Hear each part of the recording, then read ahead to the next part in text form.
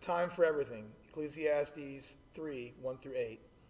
There's a time for everything, and a season for every activity under heaven. A time to be born and a time to die. A time to plant and a time to uproot. A time to kill and a time to heal.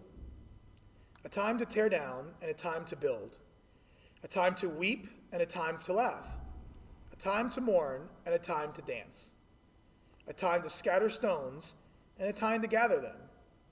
A time to embrace and a time to refrain. A time to search and a time to give up. A time to keep and a time to throw away. A time to tear and a time to mend. A time to be silent and a time to speak. A time to love and a time to hate. A time for war and a time for peace. Good evening. I'm glad that you were able to join us this evening. This is week 3 out of 6 on our Ecclesiastes study. My name is Joy Andrews, and I work here at the church with Adult Ministries. I was figuring it out today that I have been attending this church for 22 years. Wow. Yeah. And I met my husband here at the church 21 years ago. And we first met at a young adult group outing, and we both went one time.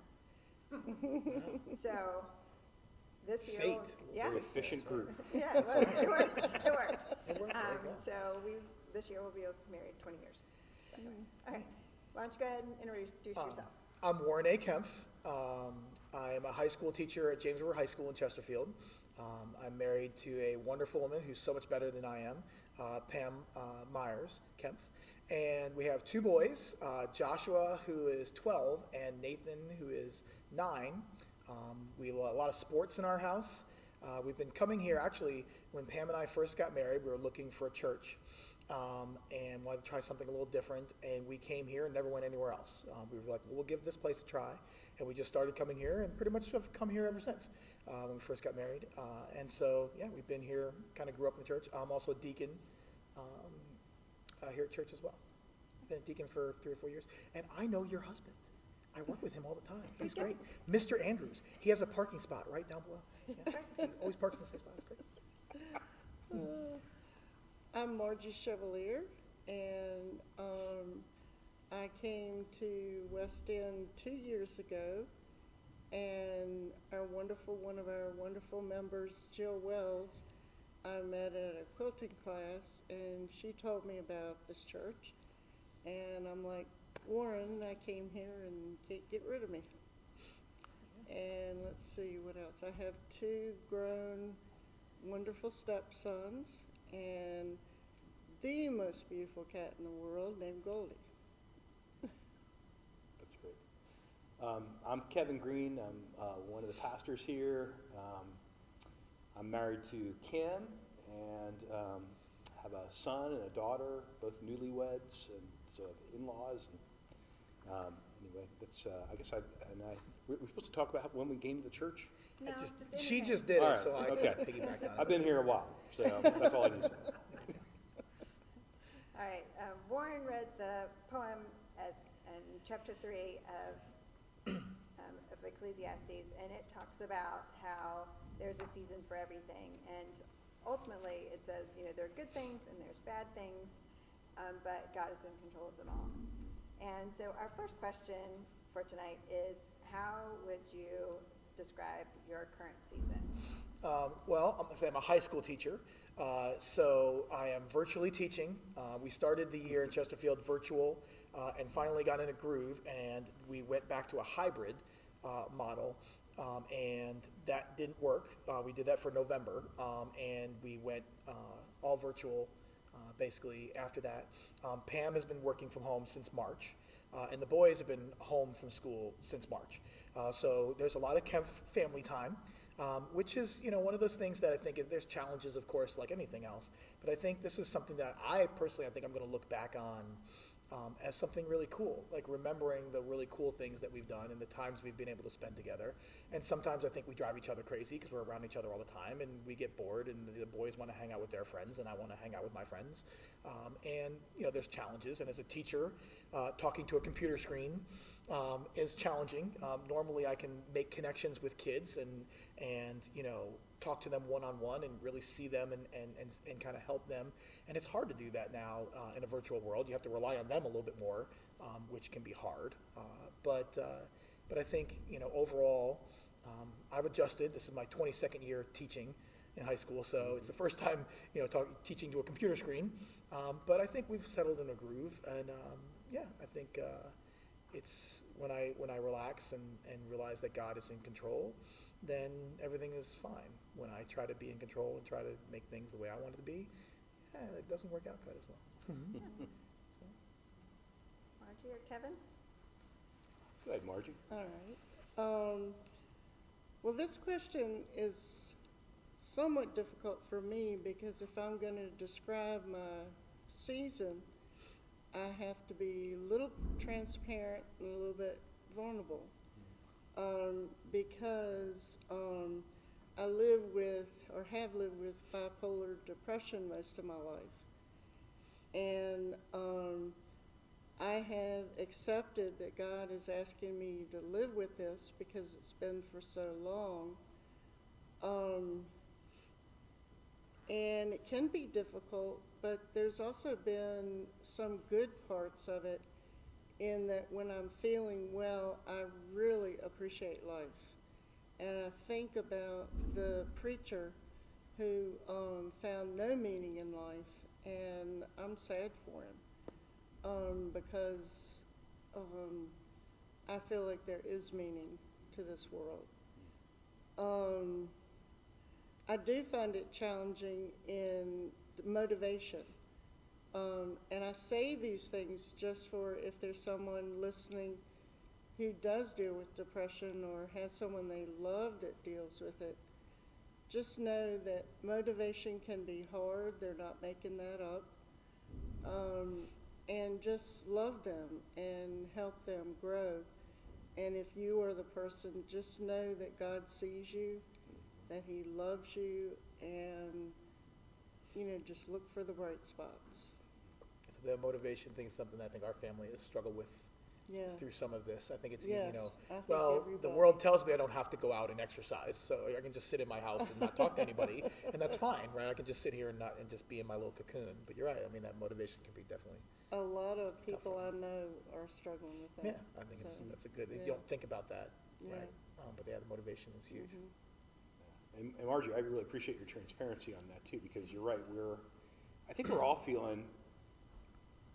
All of us are feeling more vulnerable than we felt just a short time ago. Mhm. More susceptible to the virus, more susceptible to sort of the pains of loneliness and separation and things like that. So I don't know. I have already been ministered to by what you just said and your hope in the Lord. When I think about the question too about the season for me, I thought about it just as you were reading the poem from Ecclesiastes 3, 1 through 8, the time to love and the time to hate. I don't that for some reason that was just descriptive for me that because we're all feeling more vulnerable. I've noticed in myself and in everybody I'm talking frankly with that our desires are kind of all inflamed because life is just so much more dissatisfying, and we don't have a lot of our normal ways of expressing our desires to each other. I can't do what I want. Yeah, it's hard. You feel very limited and things like that. So this has been a time of love and hate for me too. And at the same time, God's teaching me, what to love and what to hate more. My loves and hates can get all out of whack. But He's always good. He's always good to lead us in light of the gospel to learn what it means to love Him and love people and hate sin. Thank you for sharing what is going on in your lives right now. Our second question kind of deals with maybe what happened in the past. What would you feel comfortable with sharing a season in your life where you saw the gospel of God clearly? I think that I would say sometimes when you think of seeing God clearly, you think about him a sort of warm fuzzy or a mountaintop experience. But when I really look back, the times that I feel God was very close was when I was in rebellion, when I was out of his will. And I've been part of a church or part of being in church my whole life, but as a young person I got pretty off the beaten track, and also in another season. And so I felt like God protected me from things that could have been very dangerous, and he was, there at the right moment. And I just feel like he carried me and was connected to me and corrected me so that I could come to a place where I could accept his correction and be more in obedience. Of course not, we're never all in obedience, but trying at least to care about what he cares about. Yeah, I think when I think back on that, probably one of the darkest times of my life, later on in my childhood, my parents were getting divorced, and it was not a pleasant divorce. It was rough and very nasty in a lot of ways, and it probably bottomed out my freshman year in high school, and it just got really, really rough home environment. My father was abusive in many ways, and it just got to be a really rough environment. And the summer between my freshman year and sophomore year in high school, my mother and I went down to visit my aunts in New Orleans. Both of them are Catholic nuns. And so we spent some time with them, and we went over to visit St. Stanislaus High School, because my aunt had brothers that she knew at St. Stanislaus. So we went to go visit Brother Neary and all these other people that she was friends with. So we went there, and they're like, well, let's take you on a tour of the school. Okay, great. It's a boarding school. I go on this little tour. And they're like, well, what do you think? I'm like, oh, this is neat. They got basketball courts right here. You staying here? And I remember Mr. Quinlan, who was the admissions director, was like, great. School starts on Sunday. It starts on Monday. You can move in Sunday night. And it's like Thursday. And I'm like, what do you mean? I'm going back home. I'm not staying here. Like, what do you mean? I had no clue. So, which was totally wrong, because I stayed there and wound up going to school there. And my mother went back to New York, and she stayed there for about a year and a half. And I was basically at Stanislaus for a year and a half, kind of by myself.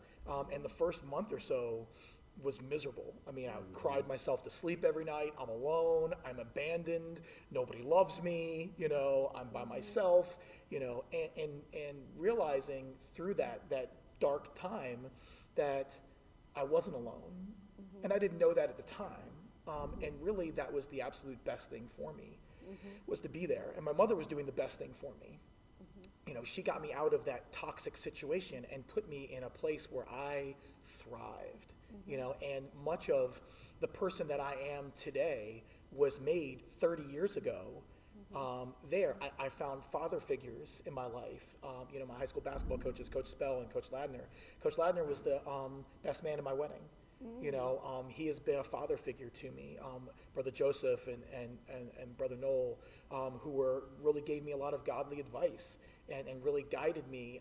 And I remember, Brother Joseph, I was having a rough time, and Brother Lee too. Brother Lee had told me one time, I was having a rough time, and he's like, have you prayed about this? Like, no, he's like, Warren, I want you to walk over there, sit down for a little while, and just think, just relax, take a couple deep breaths. And he was smart enough to realize that God had put me in a good situation, and God was taking care of me and guiding me. And of course, I'm 15 years old, and I'm too stupid to realize any of this, right? I'm just unhappy because life is not what I thought it was going to be. And realizing now that was, the best situation for me, and God was present in my life. And that's, I think, where probably one of the first times in my life I became connected to God, through that darkness, he, like you said, he led me through that, and he led me to him, where, I was blessed through this, toxic situation and feeling abandonment. I was led to the light, Yeah. which was awesome. I That's it. just met, oh, I'm sorry, Kim. Go ahead, what do you say, Margie? I would say I just met you, and I think, I know you. Yeah. You want to know more about you, which that was a great explanation. Yeah. I mean, that is a great story, isn't it? And it's a picture that for sometimes we suffer, and that's where we kind of meet God in that suffering, and we're kind of, we know it, we're aware of it. Sometimes we suffer and like, I can't see God. You have a Job-like scenario, and I think that's a great story because it just, talks about, people were persistently just showing up, sharing the love of Jesus Christ with you, and, providing a safe place for you when you needed that, and God met you in the midst of that. Absolutely. I was thinking of this question just in terms of learning the gospel even just this week. So I think you guys know this. So the church lost a sister in Christ this past week. So Allie Wiper, good friend of a lot of us, died on Monday. And so that's really dominating my thoughts right now. Her family's good friends of mine, and I love them. And it has been interesting too. As much as I hate the loss of Allie,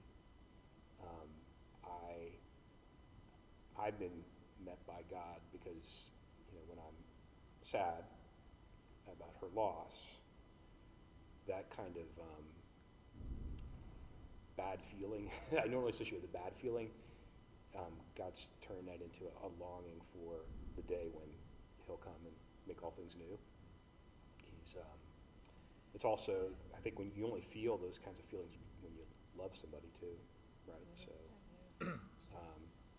I've been feeling kind of the weight of just longing and love this week, and thankfully God's over and over again been meeting me, and the gospel is becoming clearer that, I'm on his heart, this family's on his heart,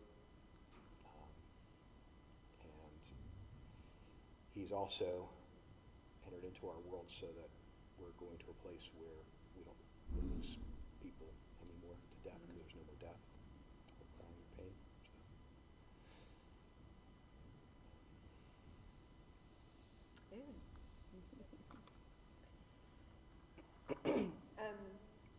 This week's Bible study covers chapters 5 and 6, and we won't go tonight. We won't go over all those questions, but I hope you will at home.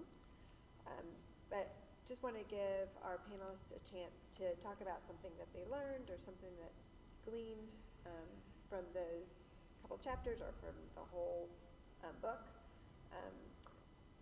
Just what you got for me tonight?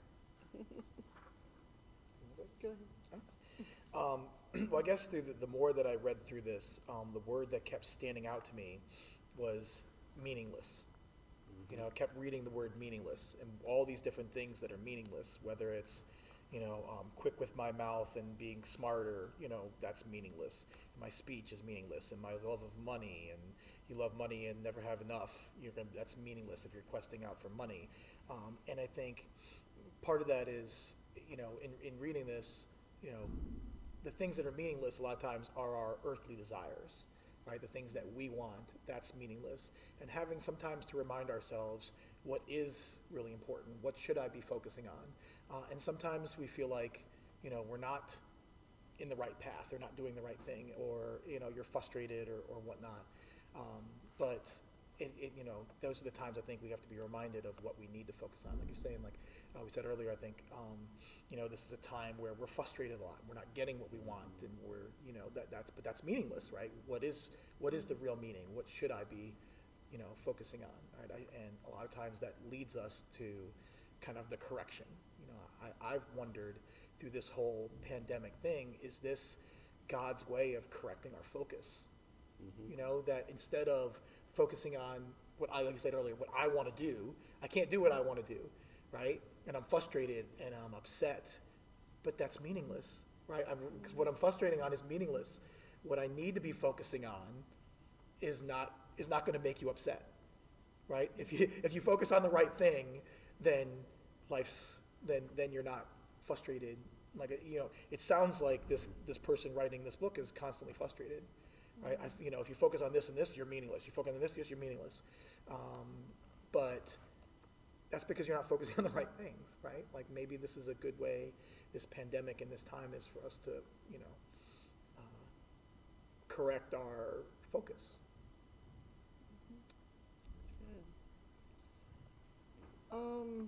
I guess one thing I gleaned was that Paul and David are my heroes because Paul learned contentment and David always ended his lament with praise for God. And I feel bad for the preacher because he just never could find meaning in anything. The women, work, wisdom, wealth, he just had nothing that he felt passionate about.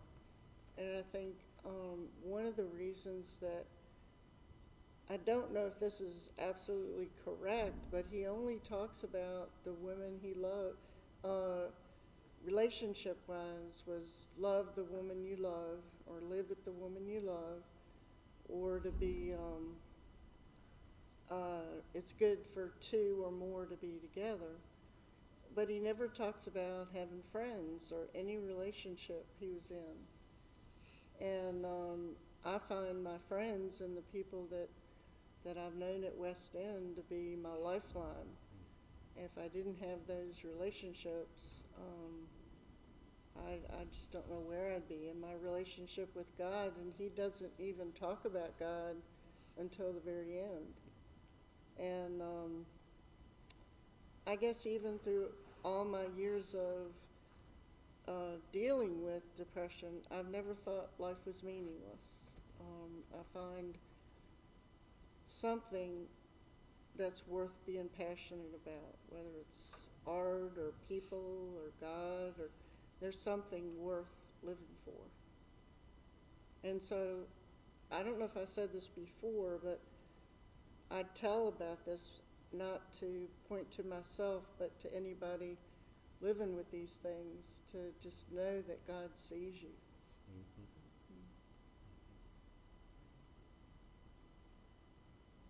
And actually, Margie, that sounds a lot like it comes right straight out of the book of Ecclesiastes, that we got trouble in life and we're very limited, severely limited.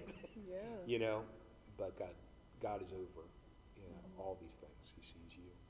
He's in control of things. Yeah. And I think the preacher was on the other side of the cross. I don't know if that's why he couldn't see God, but we have a better perspective. Mm-hmm. People, I don't know if you guys talked about this in the forum in the past, but people wonder, are we supposed to like the preacher in Ecclesiastes or not?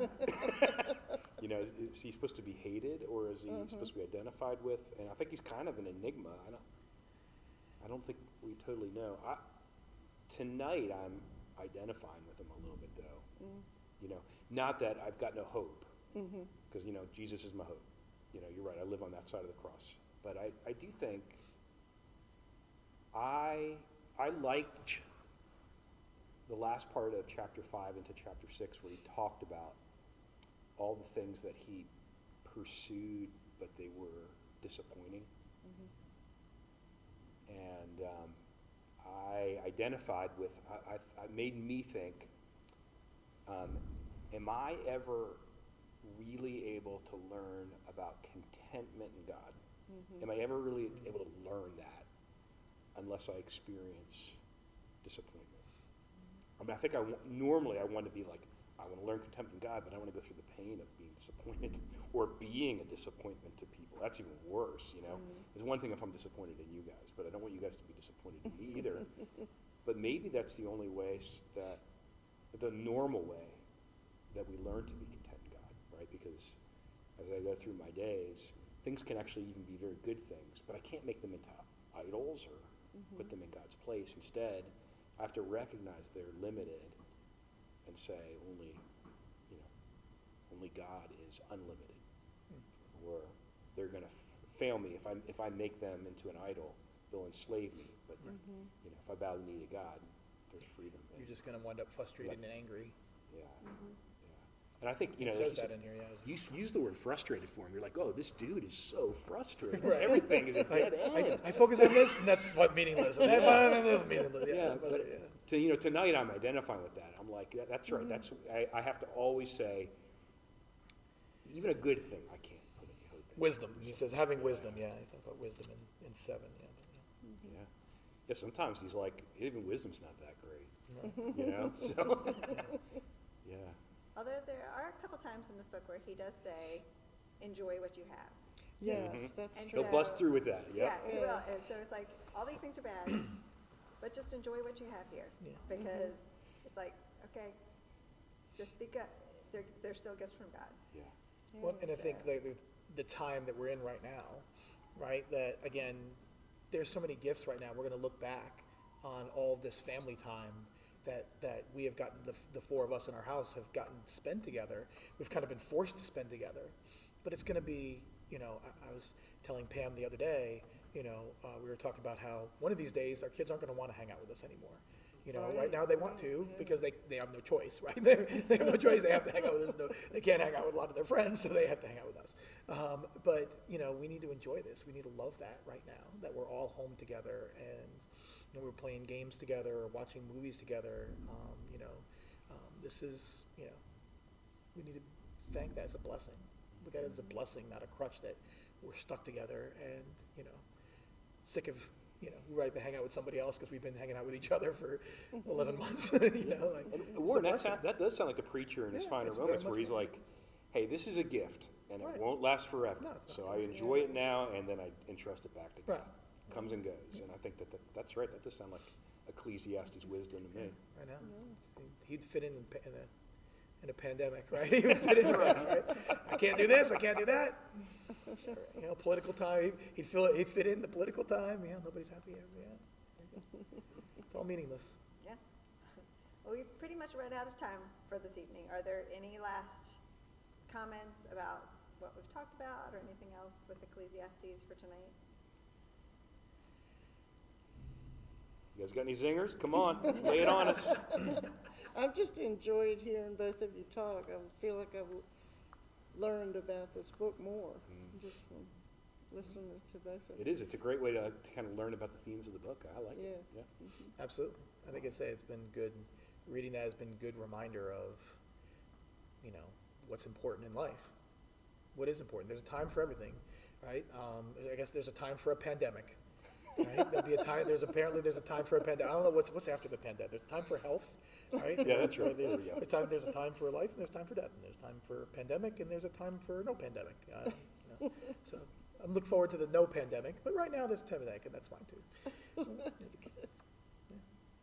right, Kevin, would you mind closing us in prayer? Yeah, I'd love to. Lord, this has been a great time of fellowship to be together with the 4 of us, and then also it's a blessing to know that others will join us in thinking about the truth of your word. Lord, I do thank you that you're sovereign over every season, and I want to thank you for your incredible wisdom in making it so that when we treat the things of our lives as ultimate things, we experience disappointment, that we might turn to you. But we also thank you that you give us great gifts all the time to be enjoyed and to be held with open hands. Lord, we also are grateful tonight for the love of Jesus Christ, that you use all things that our hearts might be turned to Jesus and that we might see his great sacrifice and love for us. Lord, for all of us, may our hearts be turned to Jesus in fresh trust this week, because Jesus lives and loves us. We pray in Jesus' name. Amen. Thanks for joining us again tonight. We hope that you'll join us again next week. If you have any questions or comments, you are welcome to email me at joy@wepc.org. And just a reminder that there will be a podcast on Friday. So see you next week. Thanks a lot.